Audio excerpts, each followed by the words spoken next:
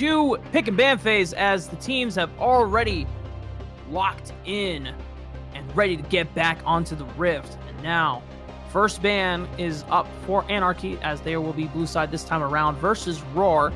They're still sticking with the Anivia ban, which was along with Rakan, and I believe, I do not remember the third ban from the first game, but so far, first ban is the same thing. And same thing with Rawr. I mean, for them, you know, if you already won game one, you don't need to fix what isn't broken quite yet. But one thing we do have to point out here, Ruahi, is that it is no longer Super Luigi in the jungle. They have switched and brought in their superstar jungle sub, Viper Fang. So after the performance by Super Luigi in the jungle, they realized they needed to be a bit more aggressive, and either Luigi's got his head in the game or he's just needing a game to sort of figure it out, right? So instead they're bringing in Viper, who, if we go by just his name alone, he's gonna bring a lot of aggression in that jungle. Very poisonous, you know? Hopefully he's not toxic. So we see Anarchy banning out that Kled. The Kled brought a lot of engage. He brought a lot of pressure in the top lane. They don't want to see him anymore. Meanwhile, on the side of Rawr, they've banned out the Yasuo Echo. We expected that, right? But then they ban out Nidalee, which is a semi-strange sort of thing they're going to ban out. I guess they know that Viper plays a lot of Nidalee, so maybe they're banning that out for that. Viper Fang, between Graves, Nidalee, and if I'm not mistaken, his Kindred are his top champions in the solo queue pool at the moment, as I can definitely... In that case, I'm excited to see the Kindred come out. We've been seeing a lot of Kindred being played just regularly in just regular matchups, not so much in the league, right? Right. It's got a lot of power so far. All right, I take that back. Nidalee, Graves, and Lee Sin, and then Kha'Zix are his big champions of choice, at least according to his solo queue records, along with his competitive records within the Overdrive League. But, and just to make sure on production sides of things, we do understand that since the jungle changed, the name swap isn't quite there yet. We don't have access to that at the moment, but once we do get into game, that will be fixed. So no worries on that part. But back to this pick and ban phase, they didn't ban Ivern, and so New Slaves is going to be comfortable locking that in. But Super Luigi, or Viper Fang, is going in with that Graves this time around, and this is a jungler that you were talking about, Ruahi, has a way to close the gap onto a champion like Ivern, wants to get up into his face, point a shotgun literally right up in front, and shoot him down. So now the Graves into Ivern matchup is not actually so cut and dry as that. The Graves is a heavy farm jungler. He clears relatively quickly. It only gets faster as he scales into the game. But the Ivern can really throw that for a loop, as he's able to invade and steal camps in the blink of an eye, just with Smite in his passive. And an Ivern versus Graves matchup, Ivern can actually become a super oppressive jungler to a Graves just because of how much farm he's able to deny from the Graves. But the Graves, on the other hand, if he's looking to fight, yes, he has that dash, yes, he's able to go in, but he doesn't have any real form of, I want to say, sticking power to the Ivern. Unless he has a red buff, Graves can't really close out the deal. He might be able to force the Ivern out of the jungle, but the Ivern can land a long-range snare, stop that fight from happening. His shield also slows when he pops it. And it comes down to whether or not the Graves just has that damage to really force the Ivern into the dirt. You know? Yeah. No, I completely agree. And basically, other than the red buff, or if Viper Fang can land the smoke screen, as it does now slow any champion's first hit within that first second, Viper Fang will not be able to bring any crowd control to lock down targets. He is mainly a damage machine, whether he goes into a more explosive one-shot build from Warrior Storm Razor, Full Lethality Dustblade, and Yumu's, or a more team fighting esque build as you can go Warrior Black Cleaver, looking more into crit and potentially a death stance to give you some survivability. But we will have to figure out once the time comes, as we're going to have to take a look at the mid lane pick for Heartshaker Sana. It is Lux, blind pick Lux to be in fact.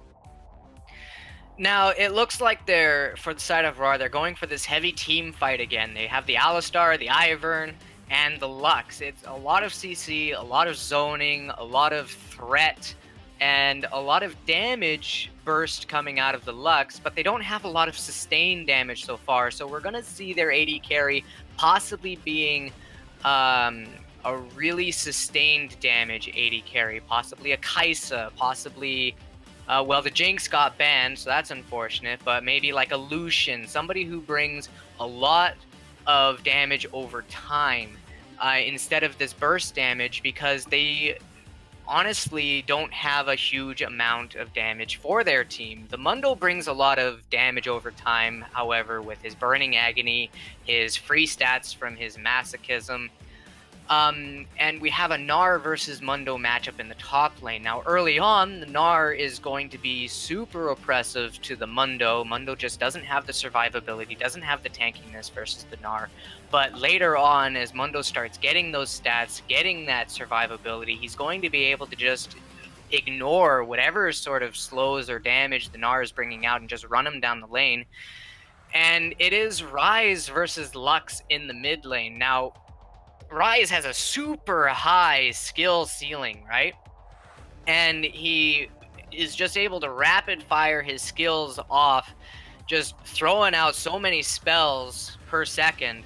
But it requires farm, it requires time, it requires scaling into that later game.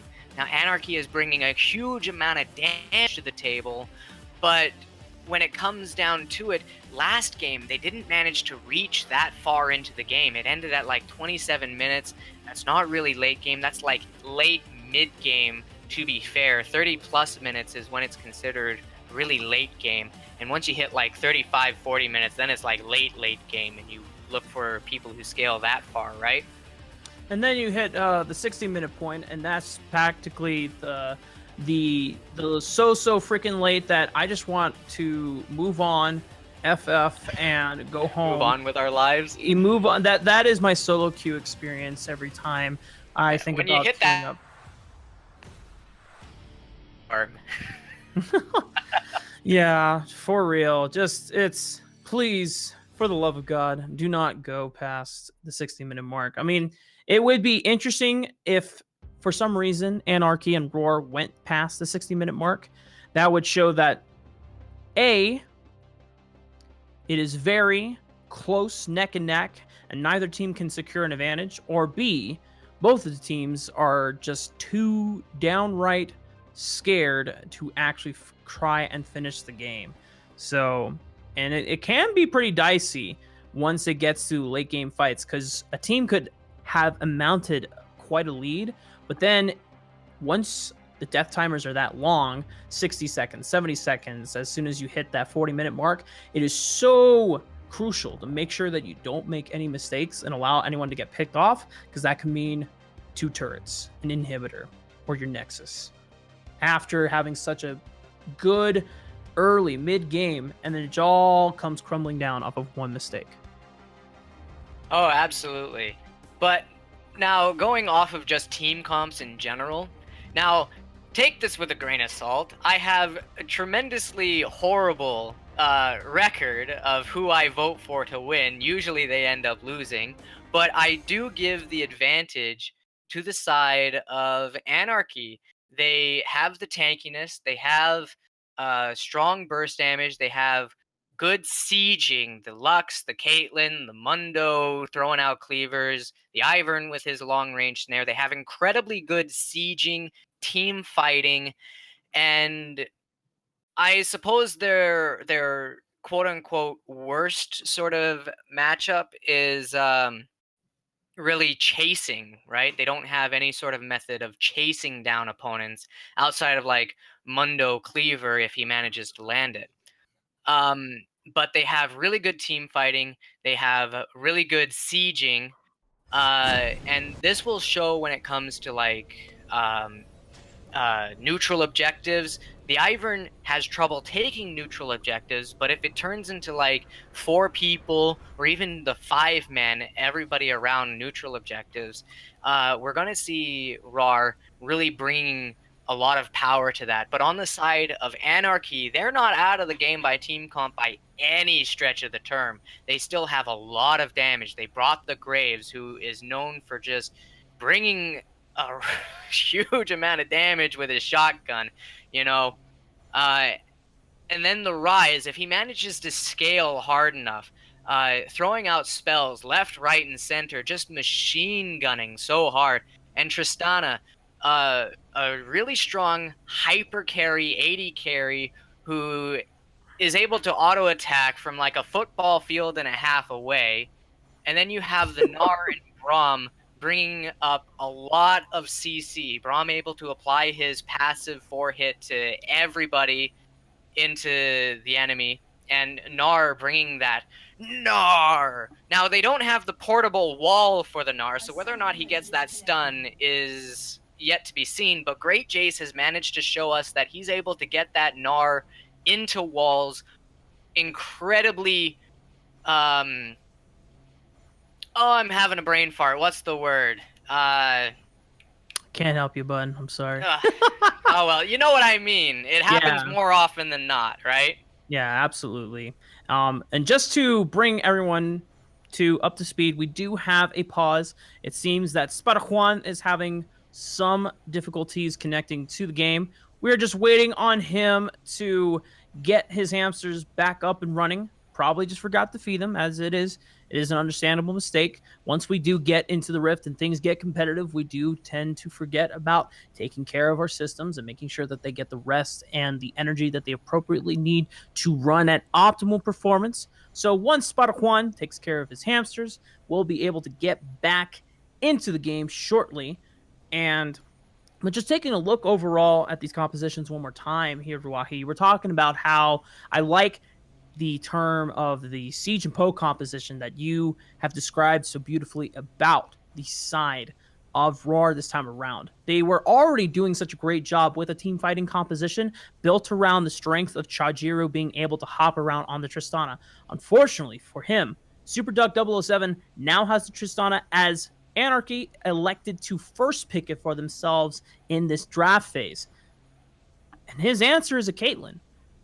And we're going to have to see how well that pays off for him, because Caitlyn, even though is one of those marksmen that can be a ferocious lane bully, it can accelerate into the mid game if it gets ahead. With that Storm Razor and Rapid Fire Cannon, you can set up Caitlyn for success to start knocking down turrets at a very safe distance. And then you plan it out with Heartshaker Sana on this Lux and New Slaves as well. Both of them have roots in their queues to be, in fact, the Light Binding from Lux and the Root Collar from New Slaves on the Ivern. As soon as someone gets picked off by one of these crowd control abilities, you layer it down with the trap from Chajiru. Nezumi, if he decides to, can then go in for a full-on engage, or the trap itself, you can layer down bursts with the headshot proc from Chajiru, plus Heartshaker Sana being able to throw down a final spark on top of it, even if necessary for the full guaranteed burst, the Lucent Singularity as well for the full combo.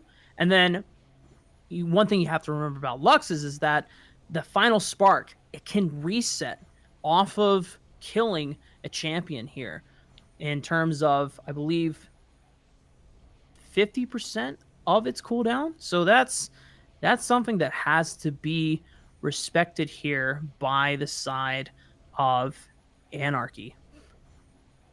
Oh, absolutely, for sure.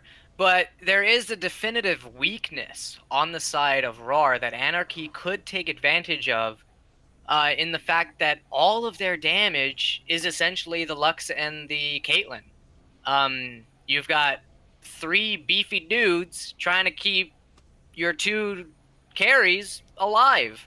Now, these are three beefy dudes that are very good at keeping people alive, but if you manage to catch them out, they themselves will likely have to fold, right? Yeah. Meanwhile, on the side of Anarchy, nearly everybody is able to bring the damage. Great Jace had the highest damage on his team last game, so we know that he's able to bring the damage. Graves is well known for his damage. Rise, if he starts scaling, just machine guns people's faces off. And Tristana is a lot of damage. If you manage to get one or two people off of Anarchy, you still have three or two more threats, people who are able to still bring a lot of damage. And it's not just burst damage, this is damage over time, this is sustained damage. So the longer the fights go on, the more Anarchy is in a powerful position. Whereas the only sustained damage on the side of Rawr is essentially Mundo and Caitlyn. Lux's burst damage, so if you manage to dodge some of her spells, or her spells just don't manage to scale fast enough, either from being behind in lane or people just deciding to build magic resist first instead of armor for some reason, then all you really have to worry about is the Caitlyn, and vice versa if the Caitlyn starts falling behind or they started building armor instead of magic resist first. It becomes a sort of game of cat and mouse between those two carries and the entire enemy team. Yeah, but something that is really interesting here is that we did resume the game, but Spider Juan has not moved from the base. So I'm not sure what the official call is from Overdrive League, whether the staff told them to resume the game or if both teams have agreed to just resume. But Spider Juan is still disconnected from the game, and yet Rawr has elected to say, you know what? We cannot delay this game any further. Once again, we don't know what the official call is, but maybe Rawr is just saying, you know what, we don't even need Spider Juan. We can win this thing 4v5. Because if that is the case, this is probably the utmost BM I've ever seen in a finals game before. Well, on in Rawr's defense, they are set up in such a way that they might not actually need Spider Juan. They have this protect the carry composition, and Spoder Juan is not a carry effectively. He would have been one of the people trying to peel for the carries or just trying to be a meat shield for the carries. And so despite losing him, if they manage to make it through laning phase, they might still have a chance at this. Now, unless Ivern goes up there to the top lane and starts becoming a laner, then we're going to see a early first tower going down for the side of Anarchy in their favor, and putting that onto a Gnar is a very scary proposition, or they might even rotate Graves up there to take that gold for the first tower, and that is even worse, rocketing Graves forward in his build. Yeah, this is just absolutely so bizarre. I've never seen a situation like this where two teams have agreed to play out a 4v5 in a finals game, no less. And if Viper Fang is smart, which he's finally responding after clearing out all the top side of the jungle, I would hope that he is just going to help Great Jace and just taking down the turret. I mean, if both teams have agreed, you know what, we're going to play this out, then you should go for the most effective strategy possible. But it looks like New Slaves is going to answer with a strategy of his own, ganking the bot side of the map, and main bus driver has forced to flash away, and Super Duck also gets chunked as well.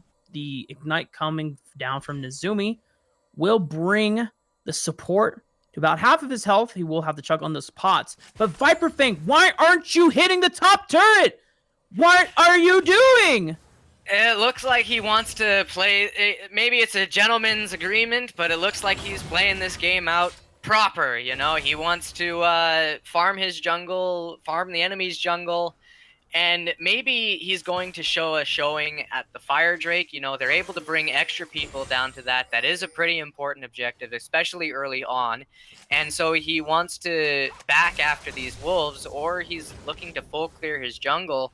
But effectively, we're going to see an early Fire Drake posturing, possibly around the 5:30, 6-minute mark.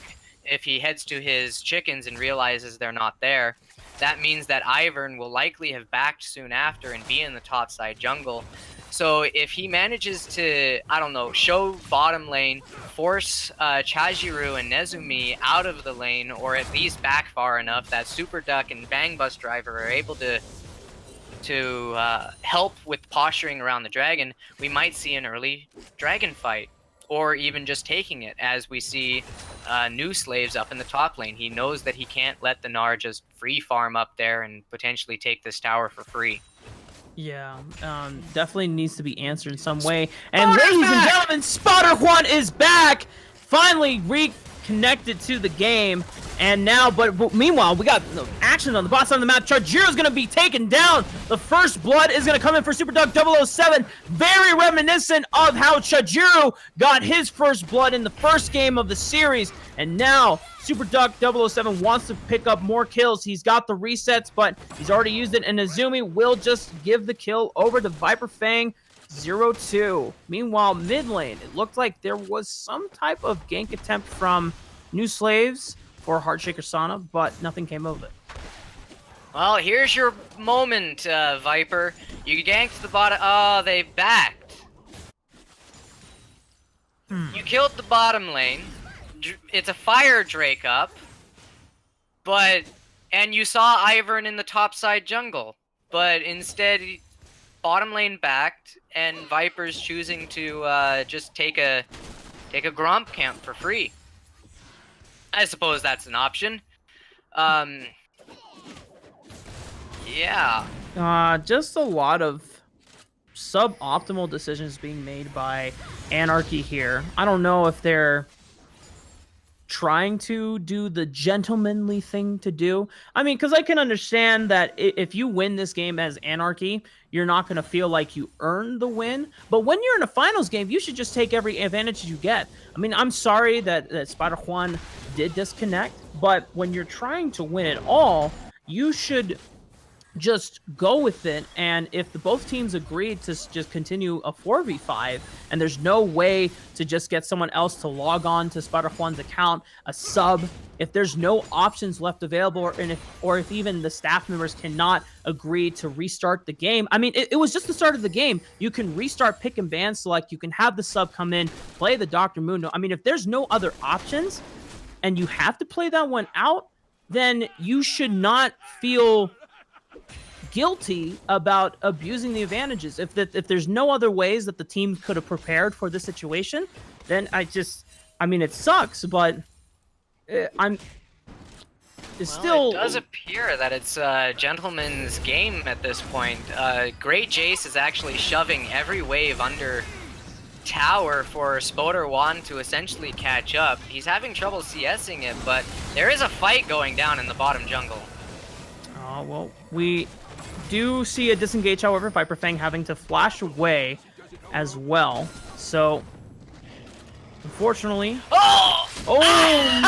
Wow, that is just damn right a shame. So... Who aggroed that?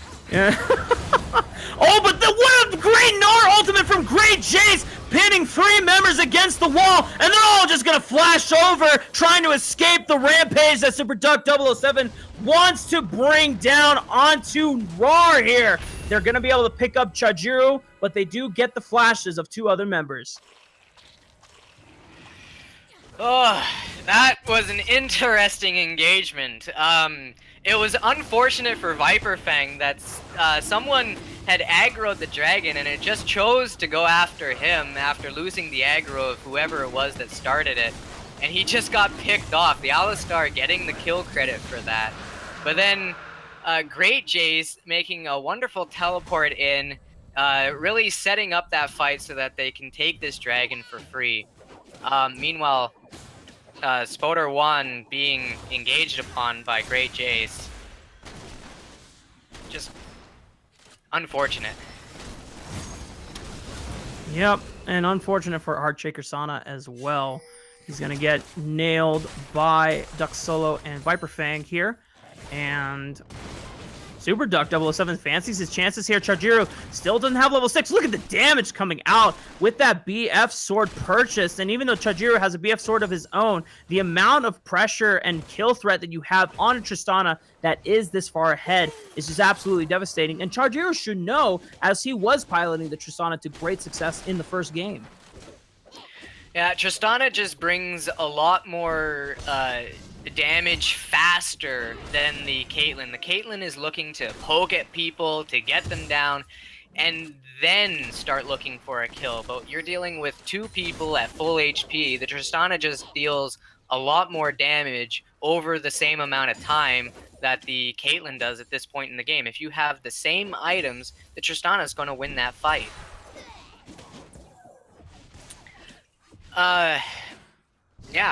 Meanwhile, we're seeing everybody sort of going back to what they were doing. Spoder is trying to scale back into this game. He's about a third of the CS of Great Jace, but considering how long he was gone, that's not that bad. And we're seeing an engage here by Ivern onto the Gnar. Great Jace unfortunately does not have flash, but I don't think he really needs it. I mean, between Ivern and Spada Juan, they don't really bring a lot of damage. They just bring mainly CC.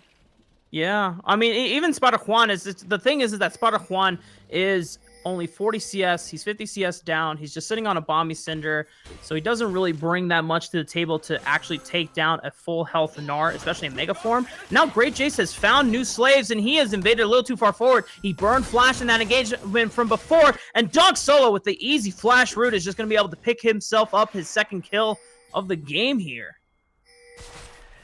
Yeah, he got dogpiled on by the Rise and the Gnar. He had no real way of getting out of that situation after going for the enemy blue buff. Now, going for that blue buff was an ambitious invade. I don't know if he was looking... Oh, good lord. Well, Chajiro does get her, if my sources are telling me correct. Just want to make sure that I am being politically correct for the sake of our wonderful finalist players here. Chajiro does get her revenge onto Super Duck 007, so that will relieve some pressure in this lane. But I feel like already so far, the power that Caitlyn could have had in this lane was erased by that gank from Viper Fang, and of course the all-in from Super Duck 007 earlier on. She can still be set up to poke and siege, but I mean, Anarchy right here has plans of their own, trying to use the Rift Herald on the top side of the map.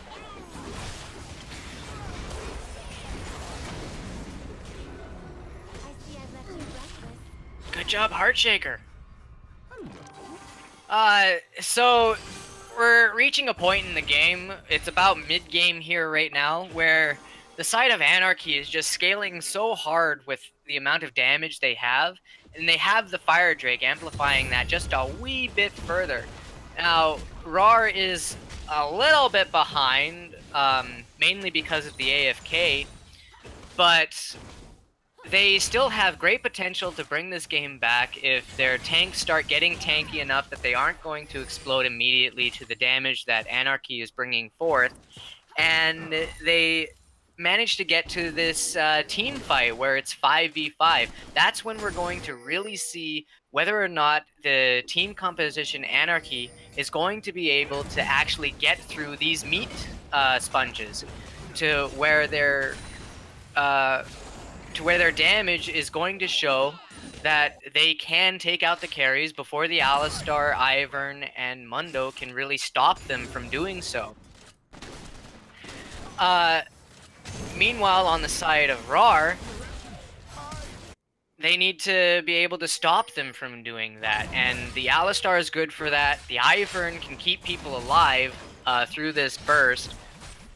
But the Gnar is just so far ahead. Oh, we're seeing an engage. Yeah, the flash from Bang Bush Driver and the Glacial Fissure is going to lock him down. But the snipe coming in from Heartshaker Sada over the wall with the final spark is going to send Bang Bus Driver back to the gulag. And now they couldn't even get the final blow onto Nezumi or Chajiru. So that's just going to be a failed attempt from the side of Anarchy. And it looks like Rawr, they want to go for more. The Piltover Peacemaker comes in. The ace in the hole is not going to kill Viper Fang quite yet, as it was blocked by Super Duck 007. But their health bars are low. It's only Duck Solo that's fully healthy, but I don't know if he has the wave clear when he's only sitting on a Catalyst and a Tier.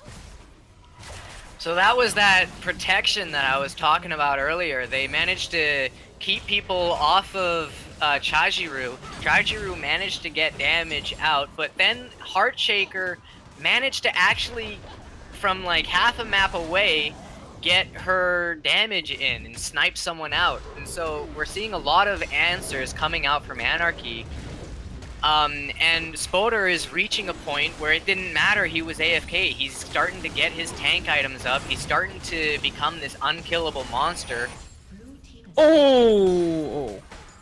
Heartshaker almost stole that Mountain Dragon, but Viper Fang with the quick smite is able to secure it, but could have been dicey there. And, you know, for all things considered, despite being so far ahead of the opponents, you're 2k ahead. You were more gold ahead of your opponents a little while ago. But we're still seeing, and we're seeing some pings go down for this as well right now. They're currently 1 tower to 1 tower. They need to start grouping up. They need to start putting their damage on these objectives. They got 2 dragons. They've got a Mountain Drake and a Fire Drake. These towers should start melting, especially when you have a Tristana, especially when you have a Graves. These towers should start going down like flies.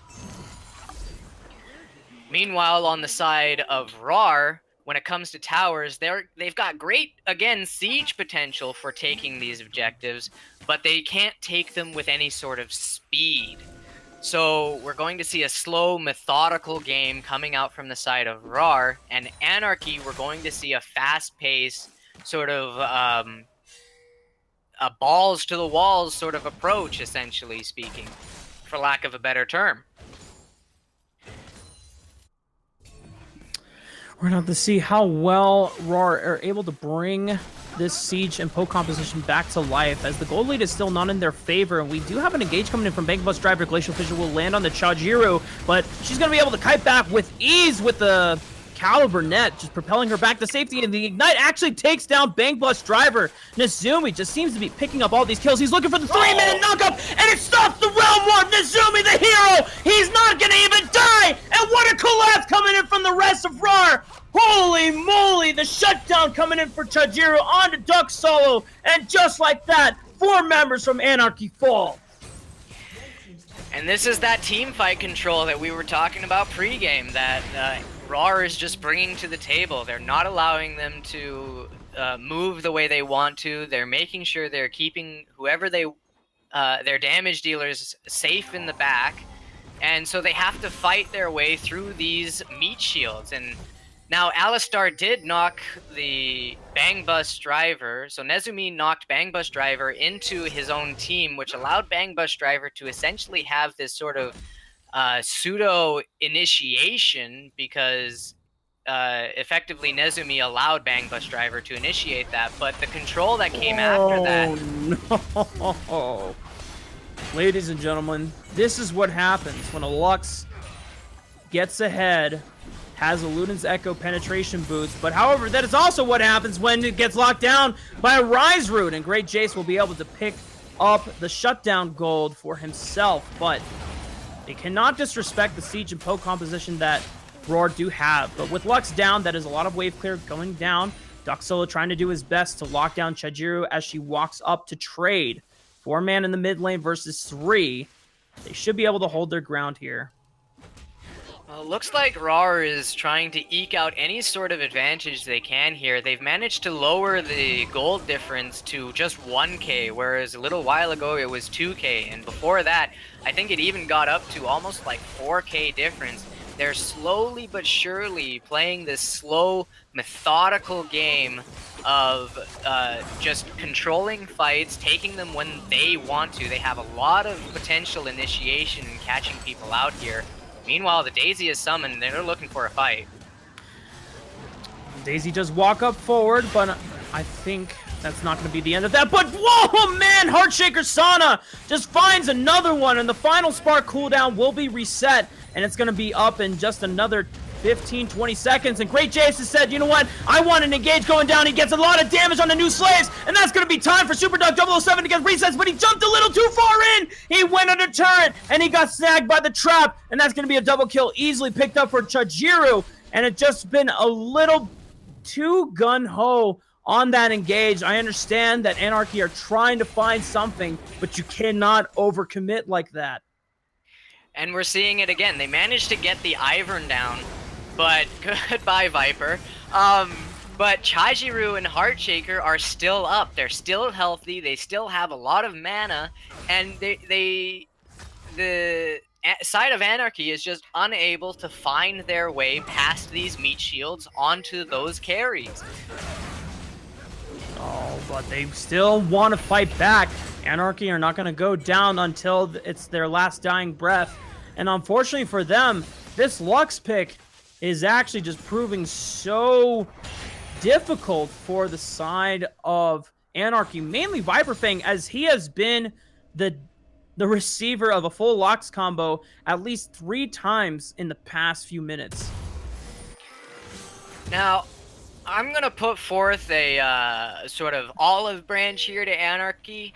Now, you need to play to your team comp's strength here, and unfortunately, as we've seen time and time again, it's not going to be the team fight. The side of Rawr just has too much control. They're able to displace you, which is a huge thing, and they're consistently keeping their carries safe despite all the damage you're bringing to the table. What you need to sort of look for now is the split push. You have strong and engage going on here in the jungle. Oh, Bang Bus Driver's in a bad spot, but even with the flash away, he's not going to be able to escape the grasp of Heartshaker Sana as he's able to clip him with one more Lucent Singularity. And then now with the support down, the rest of Anarchy are not going to be able to walk forward as Bang Bus Driver is their only true tank, their only true frontliner. Great Jace can only be in the front lines once he is in that Mega Gnar form, and right now he's just sitting in the Mini Gnar form. So, despite the AFK, right, the side of Anarchy had tremendous pressure when they were all split up. This was during the laning phase, and it really showed what happens when you bring a lot of damage dealers versus a team that has brought sort of a team fight comp. The damage dealers need to be split up. They need to be forcing the enemy team to be splitting up so that they can't bring all their damage, all their CC, all their power to one location where they excel, right? And so it might be better for them to put the Gnar in a solo lane and go like 2-2 in the other's side lane. Oh, Rocky, I don't think Bang Bus Driver or Viper Fang have learned their lessons of just face checking this team composition right here. I mean, this is... Heartshaker Sana has gotten 4 kills within the past few minutes just off of picking people off with a light binding, and then just dumps the full combo. And then Final Spark comes off of cooldown due to the passive that was added by Riot Game developers for Lux buffs. And even though she isn't competitively viable in the highest of professional gameplay, it's working out pretty damn well for Heartshaker Sana right now. And now when we look at the gold value, already in almost the blink of an eye, Rawr has a 1.5-ish K lead over Anarchy, who had at one point in time around a 4K lead. We're seeing Rawr showing a great control over the flow of the game, despite having, despite the odds being stacked against them. We're seeing them bringing it all back. They're focusing on what they need to do. They're eking out every advantage possible, and they have these really cost-effective champions. Ivern being a support champion, Alistar just with his natural damage reduction, building up a bunch of health, bringing out the Locket of the Iron Solari, and the Mundo, who has an incredibly cost-efficient build, just naturally in himself, and he's going to be looking to build that Gargoyle Stone Plate. He's going to pop that before he ultimates, which is going to give him even more healing off of his from his sadism. And so we're seeing these incredibly cost-efficient builds coming out of Rawr, knowing what their champions do, knowing what it is they're capable of, and we're seeing them group again, all 5 in the mid lane. What do you do against that? Yeah, and just to think that at the beginning of this game, and we do see an engage coming in from Nezumi, he's going to get locked down by Bang Bus Driver as Great Jace actually comes in with the flank and picks up Chajiru, surprisingly, gets the shutdown as well, and they also get the shutdown on Nezumi. What a... Holy moly, we didn't even see Great Jace approaching from that side as the direct-to-camera decided to look more onto the engage from Nezumi, but now he's chucked up beef. Well, he teleported from the bottom lane for that fight, but this is prime opportunity for Anarchy now. The only damage dealer is the Lux on the enemy team. They managed to get Chajiru, who is essentially 50% of the enemy team's damage. Now they have the opportunity to really force something here. They can't force the Baron, though, because of how low some of them are and just how scary a Baron debuff is. Baron removes your MR, and unfortunately, it's the Lux who is up. She does magic damage. If your MR is low, she's gonna burst you again, and her burst is already scary as it is. Yeah, the Morellonomicon coming in completed. She's also sitting on a fully stacked Dark Seal as well. If Heartshaker Sana is feeling... Medjai's hype? Yeah, Medjai's hype. I was trying to look for an appropriate word of the situation. Is feeling... because it's not disrespectful to actually go Medjai's in this situation. Confident? And, yeah, confident, thank you. Is feeling confident about not getting picked off by Great Jace, as Chajiru did get picked off in that last flank. Heartshaker Sonic can definitely keep the distance, peel far away, and then just look for snipes with the Final Spark and easily pick up assists, pick up kills, and the Final Spark will reset off of the takedown of any of these champions on the side of Anarchy. And so it's super easy to rack up that Medjai's as long as you're a safe distance away. And since she has 2 people who are able to peel for her, 1 very good meat shield for her, it's practically a prime opportunity for her to go for that Medjai's and keep those stacks relatively safe. Even if it ends up not paying out, you can still sell it, albeit for a slight loss in gold. The potential for how much it pays out, the dividends are just incredibly good and almost too much to pass up at this point. Yeah, and then if you look at the side of her composition right now, I mean, she has so much safety with New Slaves being able to protect her with shields if Great Jace ever got access to the backline, or if Duck Solo had a very creative Realm Warp to get on the other side of Rawr's team here. And even then, we have to go back at the beginning of the game where Spider Juan was disconnected for 6 minutes of the game, and you wouldn't Viper be able to tell now. Yeah, you wouldn't even never know.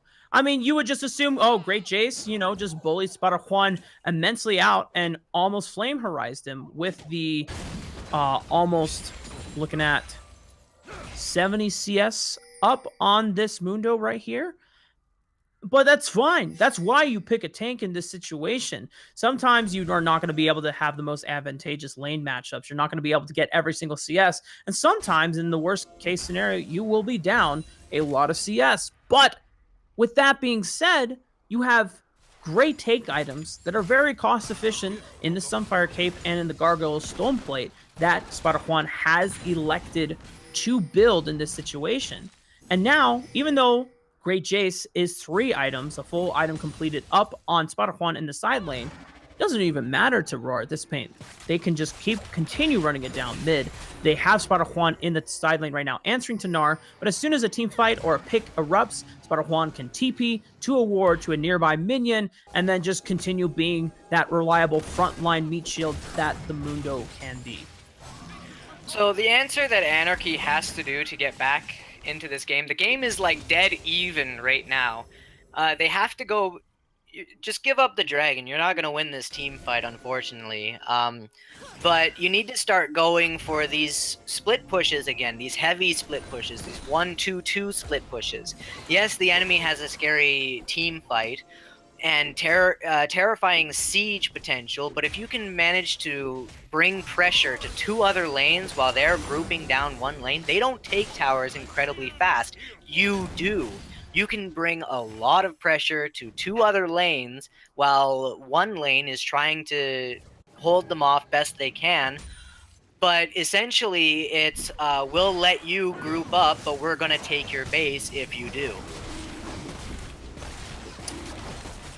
Well, Viper Fang is going to jump in, not able to get the steal, but he will be able to dash out. But Great Jace has been engaged upon by Nezumi, and Spider-Juan just wants to flash in and keep them all down. But Bang Bus Driver hits a 3-man knockup with the Glacial Fissure, and Great Jace hits a 4-man Rawr ultimate, and they're going to all get slammed down. The burst is coming in, but it doesn't know. I don't even know if the burst is going to be enough. Super Duck is trying to jump into the backline and try to get the resets off. Viper Fang and Duck Solo are going to be able to deal with the Mundo, and it looks like Super Duck's 007's assassination mission was somewhat successful, but could not match up to the power of Chijiru, and now it's up to her. She's got the lifesteal, she's got the damage and the crits. She's going to be able to take down Duck Solo, and Viper Fang cannot close the distance on her quite yet, but he's going to try. He hits the smoke screen, the blind is there, but I think he's going to get kited out. He flashes in, but it doesn't matter. Chijiru's got the damage, and it's going to get the ace.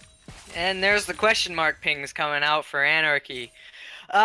Unfortunately for Viper Fang, his auto attacks did get body blocked by the minions that Chijiru was in the middle of, and so Chijiru managed to dodge out a lot of that damage, the one-shot capability of Graves just not coming through for him, and Chijiru managed to kite him out. It's unfortunate, but that's how it went. They did, quote-unquote, win that team fight, but then they started looking for the Lux, and then they started looking for Chijiru.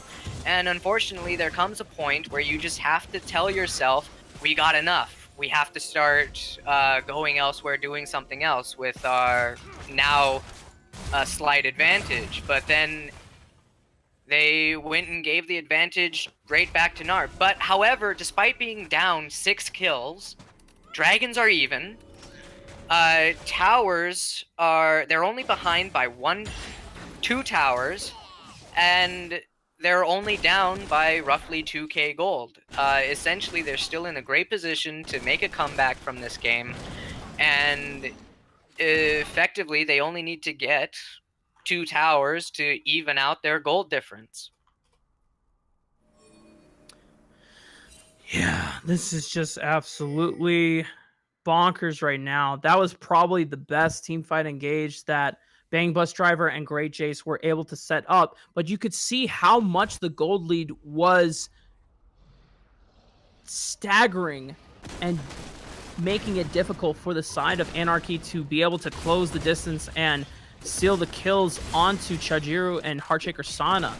And even the burst from Viper Fang was just nowhere near enough to what it needs to be. And speaking of which, he's practically almost getting soloed by Nezumi. He's just setting himself up for Spider-Juan. But wait a minute! This was an overestimation from Nezumi, but it looks like the real bamboozle was they were trying to divert Viper Fang's attention away from the Baron. Spider-Juan and Nezumi have fallen for the Baron trade, so it's only 3 members that will have it for the side of Rawr.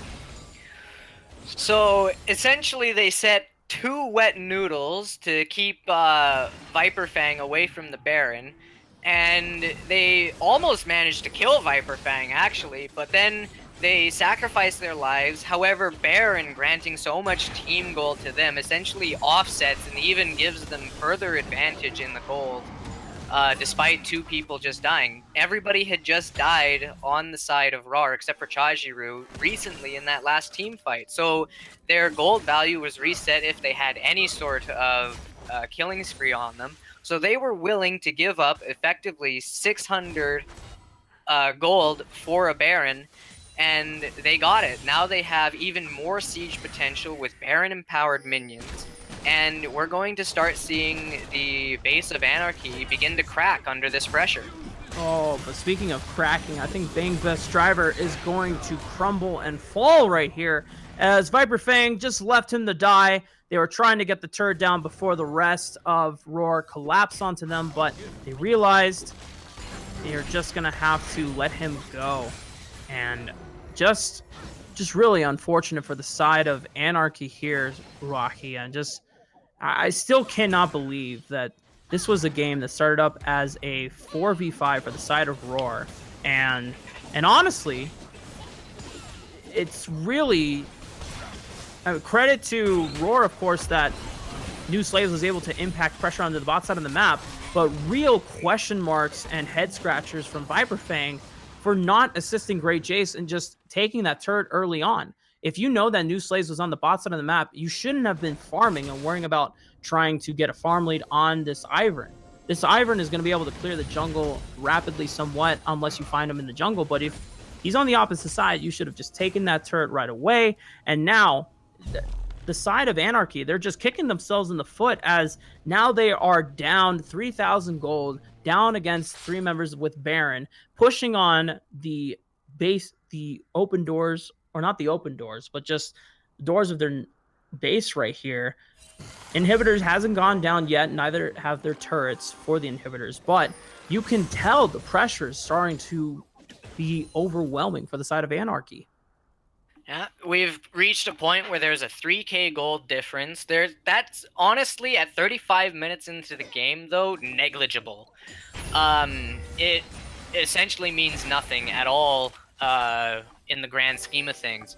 But what we're seeing over and over again is that unless Rawr groups up in such a way that Bang Bus Driver and Great Jace just have these 3-man, 4-man ultimates where they're so controlling and then fighting on top of Bang Bus's ultimate, which just gives free resistances to their team. Outside of that, they're not going to find a way of getting around these 3 tanks. Alistar is just throwing people around, Ivern keeping people alive, and then Mundo is just ignoring everybody and going after like the squishy Tristana or the squishy Graves. He's not caring at all and is just going to beat you down with his stats.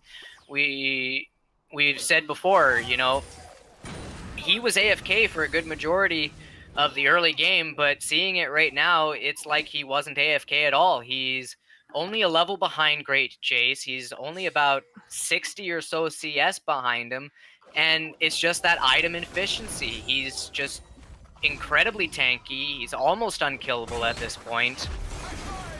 And so Baron has run out. So we're seeing people posturing for this Elder Drake. But again, Anarchy, I hate to tell you this, but the record is showing you don't have what it takes to take these neutral objectives at this point. You need to start going for something else. You're probably going to have to give up this Drake. You managed to not let them take a tower from the Baron. Drake has even less duration. They're probably not going to take a tower from it either unless you force a fight. So you need to start playing to your team comp's strength and going for those strong split push potential. No way! Viper Fang with the steal, and now this has maybe inspired some morality in the side of Anarchy here. The steal with the collateral damage. Unfortunately, Chajiru has taken down Duck solo, and Viper Fang is also going to go down. They were not able to pick up any kills, but they did prevent the Elder Drake being taken by the side of Rawr. Well, now you can breathe a sort of sigh of relief as they don't have the Elder Drake, but you just cost 2 members of your team, Duck Solo and Viper Fang, going down. They're going to be able to force down this mid tower potentially. Chaishiru's not there actually, so they won't be able to take this tower. So we're going right back to another reset. We might actually see a 60-minute game if things continue carrying on the way they are. No. Oh yeah. No. Oh yeah. Don't say such things to me, Ruahi. I'm calling it, man. No. I'm calling it. No, I believe that Rawr are better than a 60-minute game. Yes, we're at the 40-minute mark, but now Chajiru is fully online. She is full build, Infinity Edge, Runon's Hurricane, Lord Dominic's Regard, Static Shift, and Storm Razor. At any point, if Chajiru has enough gold, I believe she can even swap out that Storm Razor for a more optimal item, as you already have 100% crit, so you don't need the quote-unquote guaranteed crit from Storm Razor. You can get a Bloodthirster for the extra damage, as well as the 20% lifesteal and shield, or if you're worried about some kind of CC route, you can go for Mercurial Scimitar. The QSS does provide quite a valuable utility in being able to save your life from certain death if you're locked down, but it's gonna really come down to how these team fights are played, because Chajiru and Heartshaker Sana, they've had the damage now for quite a while, and now they're fully online. Heartshaker Sana still waiting on one more item, wants to build that death cap, does not have enough gold for it, but I don't even think she needs it at this point. As soon as Nezumi just goes in and finds Duck Solo and Super Duck 007, they should be able to just win the game off of that fight. Well, if you thought Rawr was hard to kill before, look at them now. We have a Knight's Vow on Alistar. Looks like it's connected to the Lux, I want to say, and then we have a Knight's Vow on Ivern connected to the Caitlyn, and they managed to crack open this tower, and they're just going to take this inhibitor. They're going to back off, and then they're going to go to a side lane, rinse, repeat. Just going to be easy peasy at this point for the side of Rawr. You just have your front line walk up, absorb damage. You have an immense amount of damage reduction coming in from Nezumi, and his ultimate, the Unchained. Now, Viper Fang has to be a little bit more cautious as he's approaching, as if he goes down in these fights, or if he gets picked off, that means one less member to be able to wave clear and defend against these pushing minions, and it means even further chance for Rawr to be able to close out this game. So Anarchy needs to look for a really strong engage here, because essentially towers mean nothing to the side of Rawr at this point in the game. You have Mundo, Alistar. If they start tanking the tower, they can literally tank it for probably a full minute. Mundo especially at this point. And now they're going for Baron. They just want the Baron buff at this point. Heartshaker Sana does get taken down by Vapor Fang. The damage comes in. He's been feeding all game, but he still has a crap ton of burst, and he cannot get the Baron, however. But Great Jay's going to try to do his best to set up his team for success. CCing down the front line, and Super Dog 007, even though he's low on health, they did take down Chajiru and Heartbreaker Sana, so that means it's just the front line to deal with. And I think we have seen a potential for a comeback here for the side of Anarchy. Nezumi has fallen. Spotter Juan will fall as well. It's just New Slaves, the only member with the Baron buff here. What a tremendous showing by Anarchy, being able to take advantage of them going in on the Baron. I don't honestly think, though, that it brings them back into this game.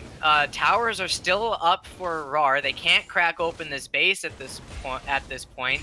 Super minions are still forcing them down the mid lane. Great Jays has to try and save the base. They lost a tower there. Minions pushing down this top tower. They might actually manage to take it before Great Jays can save it. Oh, but he ults it the way. And effectively, we're just right back to where we started. And yes, they managed to get Heartshaker Sana and Chajiru early on in that team fight, and that was the big thing. Effectively, it became just a bunch of wet noodles versus high damage dealers, and they managed to kill everybody except the Ivern. Now, we're going to have to see that happen at least one, maybe two more times in order for Anarchy to seal the deal, though. Just because Rawr has done such a good job of protecting their base. As you see right now, the only potential for them to crack open right now is in the bottom side. The minions were super far pushed forward in the mid lane, so they weren't going to be able to take that and push it down the mid lane. They might be able to force down the top lane as it's at a sliver of HP, so that would go down really quickly. But without the minions there being set up after that sort of fight, they can't really take a lot of Rawr's base. So they have to set up these waves so that the next time the fight goes in their favor, if they manage to get it to go in their favor, that they can actually answer by taking Rawr's base. But effectively at this point, we're back to more of the same. Posturing going on. We see Chajiru heading up top. We see Spoder heading down bottom. They're making sure that they're not going to have those minions set up if they manage to win a fight.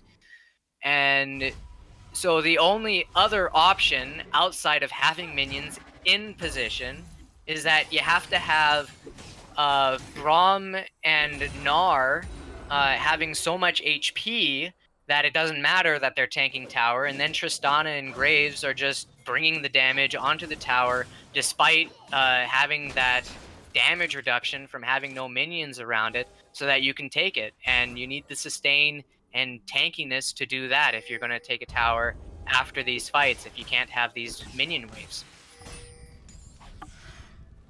Pretty dead on and for the situation. And Spider Juan actually is going to be able to get away as he flashes out, but Viper Fang cannot say the same thing about you. Flash does come in handy, but the stun is going to land in from Nezumi, but he's going to get blocked by Bang Bus Driver, and the Glacial Fissure is going to try to start things up. Great Jace did already use the Gnar ultimate, but did not get onto the backline, and Chajiru is just hitting freely. He's going to be able to pick one up onto Great Jace, and now is moving forward. The Lux ulti just takes out 3 members with the burst, and Viper Fang, I'm sorry, Super Duck 007 as well. The triple kill coming in for Chajiru. The GA was there, but the positioning was not. And unfortunately, the purchase is not that great for the Tristana.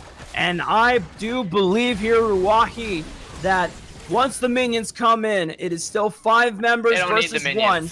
They don't even need them. They've got Spider Juan. They're going to lock down this Nexus turret super easily. The GG well plays are coming out in the chat, and the Nexus will fall. And we're going to game 3 with 2-0 on the side of Rawr. A dominating performance by Rawr, showing that they did, in fact, not need that 5th person for the majority of the early game. And even after losing that Baron fight super hard, just having everything in position so that Anarchy could not and would not take anything game-changing off of it. Dominating performance. Yeah, just absolutely disgusting stuff. Now, I will say, I think something that Rawr can improve on for the next game is if they were to have the similar composition, they definitely could have walked forward. I think we can both agree that the game stalled out for a little too long. Respect is admirable for your opponents, and you don't want to throw away a victory, especially when it gets that late into the point of the game. But Heartshaker Sana was already so far ahead, you didn't necessarily need to wait for Chajiru to start scaling up. It is a safety net, and it's something you can fall back on. But hopefully, as this series continues, if it is match point now for the side of Rawr, if they get in another situation where they get ahead through this mid lane or through a pick like Lux where you can just continuously set up the siege, poke down the turrets, I hope they are more proactive in ending the game quicker as to not allow any chance for Anarchy to come back in the game. Now, that being said, Anarchy's backs are to the wall, and whenever you've cornered a creature, that's when they show their fangs. The fight or flight, if you're backed up against the wall, you cannot choose to flight. You only have fight. And so we're going to see Anarchy bringing a lot of power to this next game, potentially turning everything on its head. Yeah. And just taking a quick look at the post-game stats for this game here, Ruahi, you can just see how the gold lead was initially swinging over to the side of Anarchy early on, as you had Great Jace just obviously had the free lane to farm, and you had the early gank from Viper Fang to set up his bot lane Super Duck 007 and Bang Bus Driver for success. And it should have naturally been expected that with a DC, which is really uncharacteristic for a finals match, is that they should have been able to close out the game just through turret golds and turret stats check. But they didn't. They didn't take the opportunity when they had it, and Rawr just immediately punished them for that. They showed, all right, well, you didn't take the free win when you wanted it, so now we're gonna give you the big dicey dough, and Heartshaker Sana was mainly the forefront for that. Yeah, it really shows that it looked like Anarchy went for a gentleman's game. They could have taken an early first tower. That would have made that the laning phase for Mundo when he finally came back online. He would have been incredibly dangerous going forward to even the neutral area, just because he wouldn't have had a tower at that point. And so he's still worth the same amount of gold as if he were fully connected throughout the entirety of the game. And the Graves could have just come up, gotten free money, gotten even further ahead in the game, gotten to his power spike in the mid game, but instead they went with this gentleman's sort of showmanship, and it ended up biting them in the butt later on. It's unfortunate, but when you're in a finals game, you gotta take any advantage you can, and if the enemy team shows you a brief moment of weakness, you gotta really tighten your grip. Yeah, absolutely right. Well, it is now match point, as we said before, for Rawr. Only one more game needed to clinch the final title here for the Overdrive Gold League champions. And it's just going to be up to Anarchy. If they want to be the champions here, they're going to have to dig deep, really take a look at their drafts and the way they just play the game overall in these next 3 games, if they even want to have a chance to reverse sweep this. But until game 3, we are going to go for intermission real quick. And also, just a side note, we are swapping out some production staff. So we will have some new faces joining us on the cast. Don't go away. We'll be right back.